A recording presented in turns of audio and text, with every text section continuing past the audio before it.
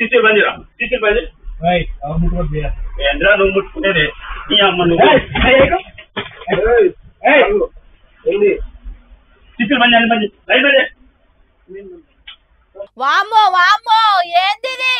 సామాన్యులు తెలంగాణలో బతకాలనా కాంగ్రెస్ పార్టీ మంత్రులు ఎమ్మెల్యేల మనుషుల బెదిరింపులకు రావాలనా చూడండి ఎట్లా బెదిరిస్తున్నాడు లా కొడుకు నుంచి మొదలు పెడితే అలా అక్ష దాకా నోటికి ఎన్ని బూతులు వస్తే అన్ని తిట్టుకుంటా కొట్టేతానికి మీదికి వస్తున్నాడు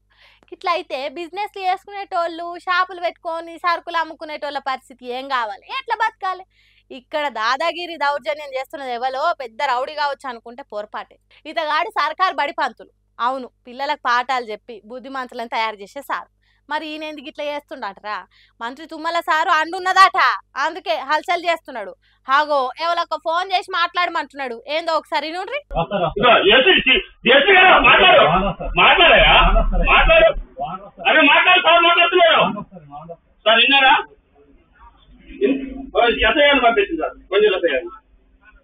పంపించండి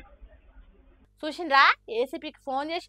మాట్లాడని బెదిరిస్తున్నాడు ఆ షాప్ ఆయన మాట్లాడకుంటే ఎస్ఐని పంపించుండని పోలీసులకే ఆర్డర్ వేస్తాను అన్నాడంటే ఎంతటి ఘనుడో చూడుండ్రి మరి ఇంత పెద్ద లొల్లి ఎందుకంటే ఖమ్మం పట్నంలో ఓ అన్న దీపావళి పండుగ కాల్చుకునే బాంబుల షాప్ పెట్టిండట నాకు పోటీగా ఎట్లా పెడతావురా అని లా అక్షరంతో మొదలు పెట్టి ఓనమాలు మొత్తం చదివిండు గిట్లయితే సామాన్య జనం ఎట్లా బతకాలి ఏడికి పోయి బతకాలి సర్కారు నౌకరి చేసేటోనికే గంతగానం బిజినెస్ మీద దందా మీద విపరీతమైన ఆపచ్చనుంటే